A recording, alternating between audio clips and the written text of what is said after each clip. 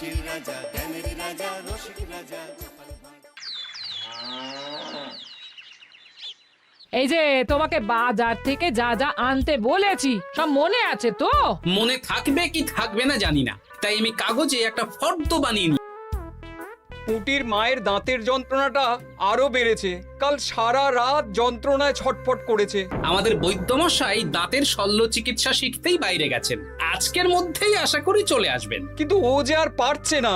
শোনো, তুমি একটা তুলোর মধ্যে লবঙ্গ তেল দিয়ে পুটির মায়ের যে দাঁতে ব্যথা হচ্ছে তার গোড়ায় রাখো। বৈদ্যমশাই এলে আমি তোমাদের বাড়িতে যেতে বলছি। আচ্ছা গোপাল দাদা। যাই, বাজার থেকে চটপট ঘুরে আসি, এরপর আবার রাজসভায় যেতে হবে।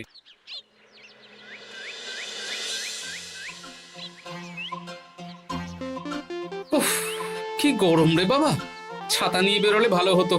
এই তো সামনে আখের রস বিক্রি হচ্ছে, একটু আখের রস খাই, শরীরটা বেশ চাঙ্গা লাগবে। ভাই, আখের রস কত করে দিচ্ছ? 1 ভাঁড় 10 আনা গোপাল দাদা। দাও দেখি 1 ভাঁড়। আরে, এই যন্ত্রটা কিন্তু দারুণ। ওই আমাদের রাজ্যের বিজ্ঞানী মশাইয়ের অবদান।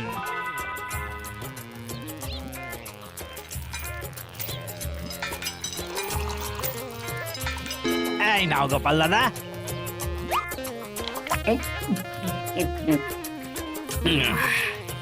আহ, শান্তি।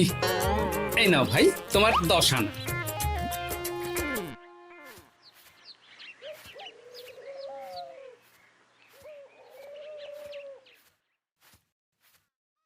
কি রাজবৈদ্য, এই ফিরছ নাকি? হ্যাঁ, এতদিন আমি দাঁতের চিকিৎসার ব্যাপারে তেমন কিছুই জানতাম না, এবার সব শিখে এসেছি। ভালোই করেছো, তুমি একেবারে প্রথম রোগীকে দেখে তারপর রাজসভায় এসো। প্রথম রোগী? পুটির মা গো, কালকে সারা রাত যন্ত্রণায় ঘুমোতে পারেনি। আরে আর বলো না, কদিন আগেই পুঁটির মাকে নিয়ে পুঁটির বাবা আমাদের বাড়িতে এসেছিল। দেখলাম ওই বাড়ির দাঁতে বিস্তর সমস্যা। সেই জন্যে দাঁতের শল্য চিকিৎসা শিখতে চলে গেলে? ঠিক তাই, আমি ব্যথা কমার পথ্য দিয়ে এসেছিলাম। দেখি এবার দাঁতটা তুলেই দিতে হবে। তাহলে তুমিও পুটিদের বাড়িতে যাও, আমি বাড়িতে থলে রেখে আসছি। আজ না হয় দুজনে একটু দেরি করেই রাজসভায় যাব। বেশ বেশ।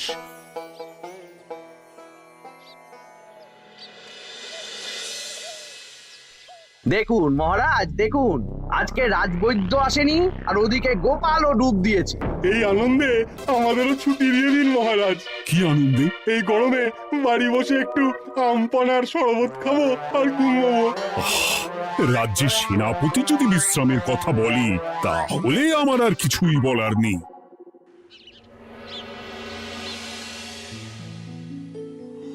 এই তো দাঁতটা পুরো পোকায় খেয়ে নিয়েছিল। এখন দুদিন কোনো কথা বলা যাবে না, শুধু জল বা তরল জাতীয় খাবার খাবে।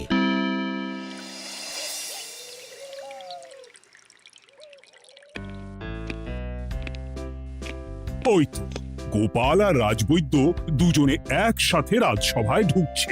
রাজবৈদ্য মশাই ওনার জীবনের প্রথম শল্য চিকিৎসা করছিলেন, তাই আমিও দেখছিলাম। তা কি রাজবৈদ্য, সফল হয়েছ? হ্যাঁ মহারাজ, পুঁটির মায়ের একটা মাড়ির দাঁত পোকায় খেয়ে নিয়েছিল, সেটাই তুলে দিলাম। ভালোই হলো, আমাদের রাজ্যে কোনো দাঁত তোলার বৈদ্য বা চিকিৎসক ছিল না। এখন তুমি সাধারণ রোগ ব্যাধি নিরাময়ের সাথে সাথে দাঁতের চিকিৎসাও করবে।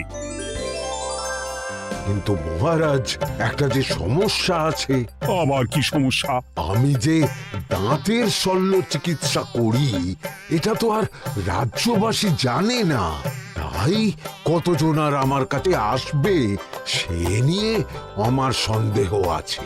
মানে তুমি চাইছো যাতে তোমার কাছে বেশ কিছু রোগী তাড়াতাড়ি আসুক, যাতে তুমি অনুশীলনও করতে পারো, তাই তো? একদম ঠিক ধরেছেন মহারাজ, কাজ না করলে হাত পাকাবো কি করে? তাহলে ঢেড়া পিটিয়ে বলে দিলেই তো হয়। এতে তেমন ভালো কাজ হবে বলে মনে হয় না। তা তুমি কি বলতে চাইছো গোপাল? প্রচার হবে, কিন্তু একটু অন্যভাবে। কিভাবে? আজ বিকেলে আমি রাজবৈদ্যর হয়ে প্রচার করব, শুনে নেবেন। বেশ। শুনুন শুনুন আমাদের কৃষ্ণনগরের রাজবৈদ্য এখন দাঁতের শল্য চিকিৎসাও করছেন। যারা যারা আমাদের রাজবৈদ্যের কাছে দাঁত তোলাবেন তাদের দাঁত তোলার পরে দুদিন কোনো শত্রু থাকবে না। চিকিৎসার সময় সকাল 7টা থেকে সকাল 10টা পর্যন্ত।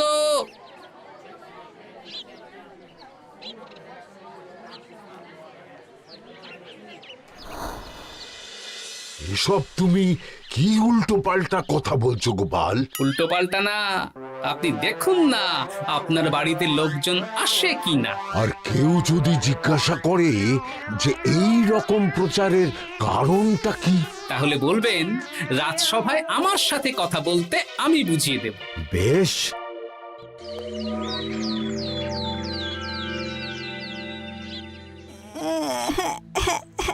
তোকে বারবার বলি এত মিষ্টি গুড় কাঠি খাস না। কি করব বাবা, কি ব্যথা।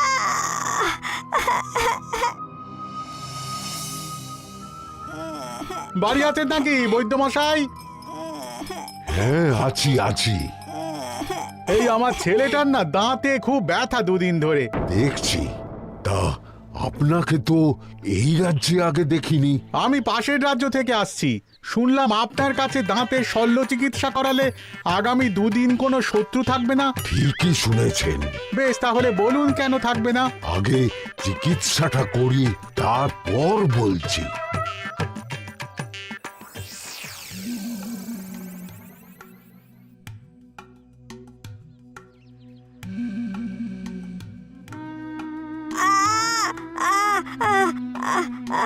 আর চিন্তা নেই, এখন দুদিন কোনো কথা বলা যাবে না।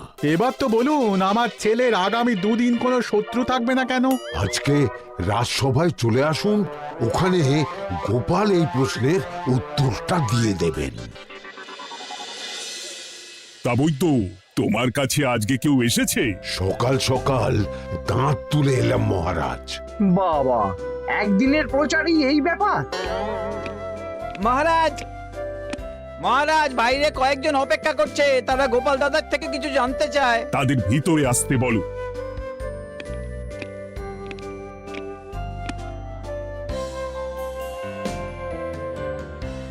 আজ আমার ছেলে বৈদ্যমশাইয়ের কাছে একটা দাঁত তুলিয়েছে। আমি জানতে চাই প্রচার অনুযায়ী আমার ছেলের নাকি আগামী দুদিন কোনো শত্রু থাকবে না, সেটা কেন বলা হয়েছে? আমরাও জানতে চাই। বলতে পারি, কিন্তু কথা দিতে হবে। এই কারণটা বাইরে আর কাউকে বলা যাবে না। বেশ, বলবো না। বাংলায় একটা প্রবাদ আছে, বোবার শত্রু নেই। মানুষ সাধারণত কথার বিনিময়ে মতবিরোধ, বিবাদ বা শত্রুতা করে। যে ব্যক্তি কথা বলতে পারে না, তাই তার সঙ্গে কথা বলে মতবিরোধ হওয়ার কোনো সুযোগই নেই। মানে যার যার দাঁত তোলা হবে তারা তো আগামী দুদিন কথা বলতে পারবে না। আর কথা না বললে কোনো বিবাদ হওয়ার ব্যাপার নেই। আর বিবাদ না হলে কারো সাথে শত্রুতাও হবে না। কি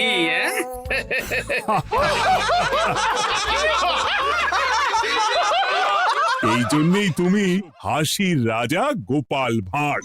কে তোমার কথা শুনতে যাবে? একদিন না হয় প্রচারের চমকে এলো, এরপর কিভাবে আসবে শুনি? এরপর রাজবৈদ্যের সুনামেই লোকজন ছুটে ছুটে আসবে। বাহ বাহ বাহ, তোমার কত জ্ঞান! মহারাজ, এই কথা শুনে আমার মাথাতেও একটা বুদ্ধি এলো। অল্প পুঁজিতে শুধু প্রচারের জোরে এত রোজগার করব না, গোপাল হাঁ করে দেখবে।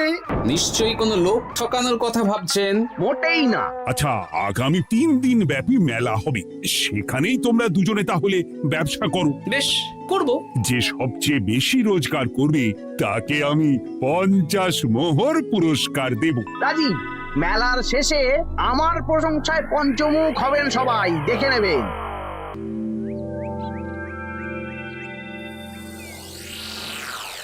খুব তো বড় মুখ করে বলে এলেন যে ব্যবসা করবেন মেলার মাঠে। তা আপনি কি ব্যবসা করবেন শুনি? ভাগ্য পরীক্ষার দোকান দেব। মানে? মানে আমি বিভিন্ন মেলায় দেখেছি যে একটা দোকানে নিচের দিকে হেলানো অবস্থায় একটা পাতলা কাঠের পাটাতন থাকে। সেই পাটাতনের উপরে 1 থেকে 6 অবধি সংখ্যা লেখা থাকে, তাই তো?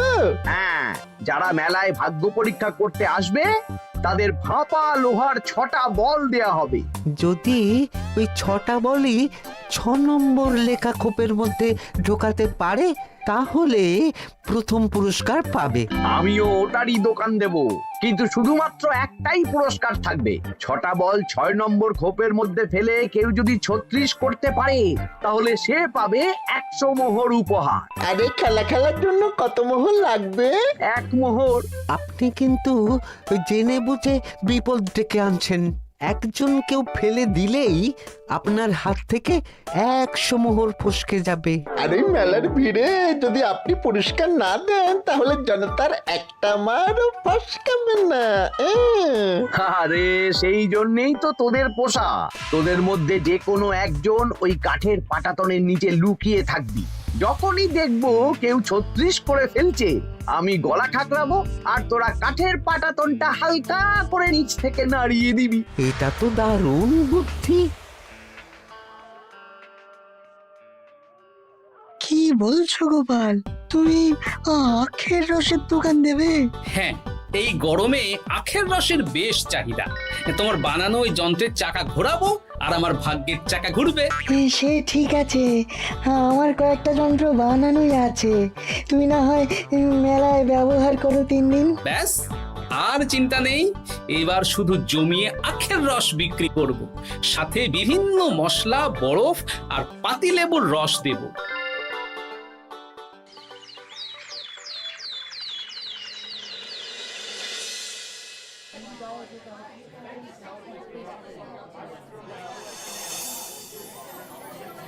এই দোকানের পানীয় খেয়ে মন হবে বশ। গোপাল ভাঁড় নিয়ে এসেছে ঠান্ডা আখের রস। আরে গোপাল দাদা, তুমি আখের রস বিক্রি করছো? ঠান্ডা আখের রস কত করে গো গোপাল দাদা? 1 ভাঁড় মাত্র 10 আনা। 6 ভাঁড় দাও। এক্ষুনি দিচ্ছি। আসুন আসুন আসুন, সবাই আসুন। আসুন আসুন আসুন, এদিকে আসুন, এদিকে আসুন, ভাগ্য পরীক্ষা করুন। 1 মোহরে 100 মোহর।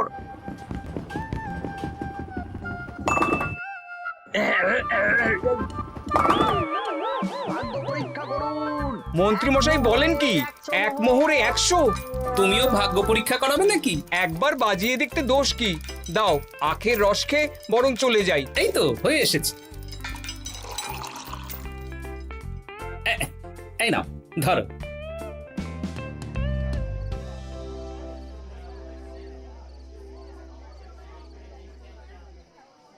কি মন্ত্রী, ব্যবসা কেমন চলছে? ভালোই। আপনি একবার ভাগ্য পরীক্ষা করে দেখবেন নাকি মহারাজ? না না না, আমি এসবে নেই। জানি আপনার কাছে 100 মোহর নস্যি, তবুও 1 মোহরের বিনিময়ে চেষ্টা করে দেখুন না।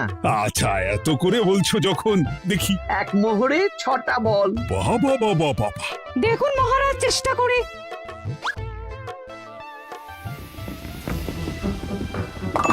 এই তো একটা 6 পড়েছে, আবার চেষ্টা করুন। জয় মা জয় মা। আবার 6। সাবাস। দেখুন হয়ে যেতে পারে, আর তো মাত্র 4টে বাকি। দেখি তৃতীয়টা। আরে পাস, আবার 6। নিন খেলুন।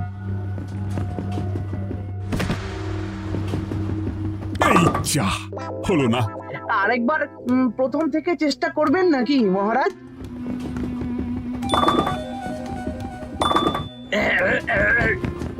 না, এবারেও হলো না। 2 মোহর জলে।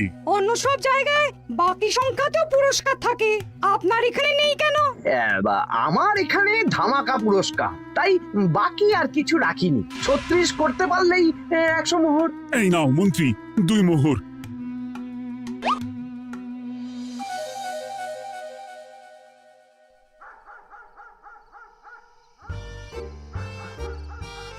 কি মন্ত্রী মশাই, আর তো মেলায় লোকজন নেই, বাড়ি যাবেন না?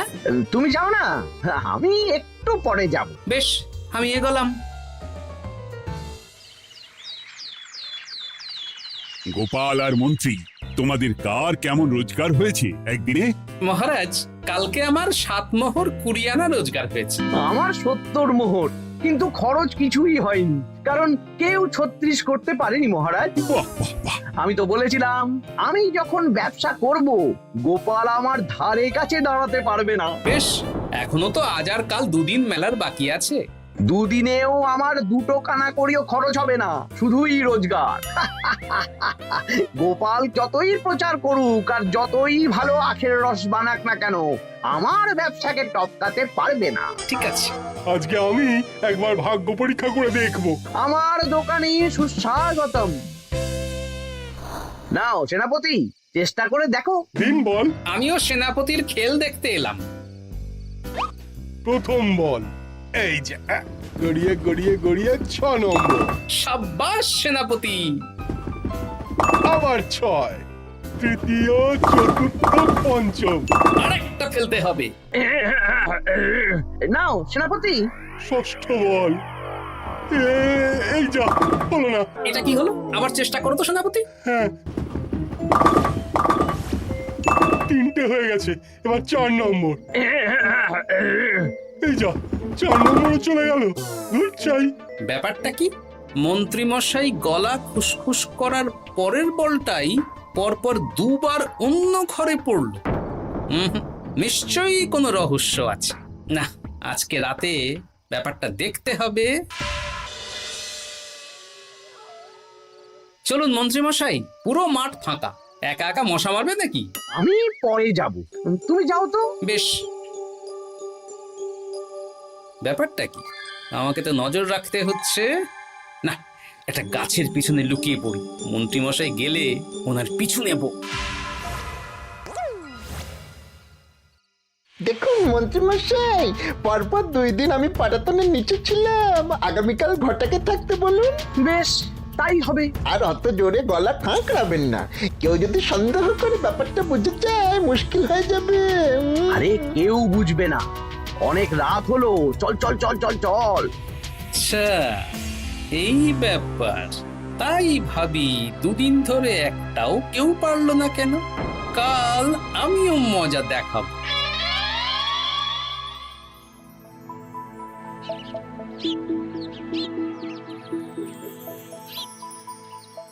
বাবা চলে এসেছেন দেখছি। এত চাহিদা না আমার এই ভাগ্য পরীক্ষার, তাই আগে আগে চলে এসেছি। মন্ত্রীমশাই, আপনাকে মহারাজ এক্ষুনি ডাকছেন। এখন কেন? সে তো জানি না, চলুন।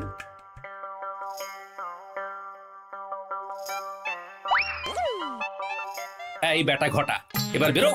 এ কি গোপাল দাদা, তুমি? হ্যাঁ আমি। খুব চালাক ভেবেছিস না? মন্ত্রী মশাইয়ের খেলা আজকে শেষ। প্রহরী, একে ধরে নিয়ে যাও।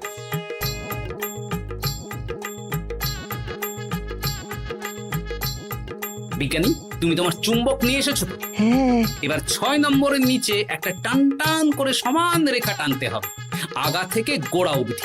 তুমি তো সব সকালে বুঝিয়েই দিয়েছো, দাঁড়াও দাগটা টেনে নি। একদম 6 নম্বর খোপ অবধি যাচ্ছে, সেই অনুযায়ী টান টান করে দাগ টানো। টানছি, তুমি বাইরে নজর রাখো। নজর রাখছি। কাজ হয়ে গেছে, তুমি একবার অনুশীলন করে দেখে নাও। হ্যাঁ দেখছি। শুরু করো। শুরু করছি। একদম পাক্কা আছে। দূর, কেউ ডাকেনি, অকারণে সময় নষ্ট করলো। কতগুলো খদ্দের ফিরে গেছে কে জানে। কি হলো মন্ত্রী মশাই, এত রাগ কিসের? রাগ হবে না, ওরই বেটা আমার সাথে মজা করছিল। বেশ অনেকজন খদ্দের ফিরে গেল, আমার কত ক্ষতি হয়ে গেল। আমি খেলে আপনার ক্ষতিপূরণ দিতে পারি। তুমি খেলবে? হ্যাঁ, ভাগ্য পরীক্ষা করতে দোষ কোথায়? ওই তো বেশ কয়েকজন সভাসদেরা আসছেন, সবার সামনেই খেলবো। তাহলে শুরু করি। হ্যাঁ শুরু করো। এই বল যা, 6 নম্বরে যা। আরে বাস, গোপালের ফেলাফল তো গড়ালো না, সোজা 6 নম্বরে চলে গেল। এই দেখুন, আবার যাবে। বলকে আমি বলবো, বল কথা শুনবে। এই বল যা তো, 6 নম্বরে যা। আবার 6, আবার 6, আবার 6। কি এটা কি হচ্ছে? যা বল, এটাও 6 নম্বরে যা। আবার 6, 100 মোহর। হ্যাঁ এটা কি করে হলো? দিন মন্ত্রী মশাই 100 মোহর দিন। ইয়ে না মানে মন্ত্রী দাও বলছি। আমি আবার খেলবো। 6 আবার 6। আবার 100 মোহর। আর নেই। এই ঘটা আর কি করছিসটা কি? ঘটা নেই মন্ত্রীমশাই, আমি আছি। আর আছে আমার চুম্বক। মানে মানে তোমার কারসাজি ধরা পড়ে গেছে মন্ত্রী। গোপাল আমাদের সব বলেছে। আপনি যেমন ছলনা করে ভাগ্য পরীক্ষার ব্যবসা করছিলেন, তেমনি গোপালও ছলনা করে আপনার ব্যবসা উল্টে দিল। তাহলে শেষমেশ কে জিতলো? হাসির রাজা, জ্ঞানীর রাজা, রসিক রাজা গোপাল ভাঁড়। লোকের ভাগ্য পরীক্ষা করছিলাম আর আমারই দুর্ভাগ্য নেমে এলো। হাসির রাজা জ্ঞানের রাজা রসিক রাজা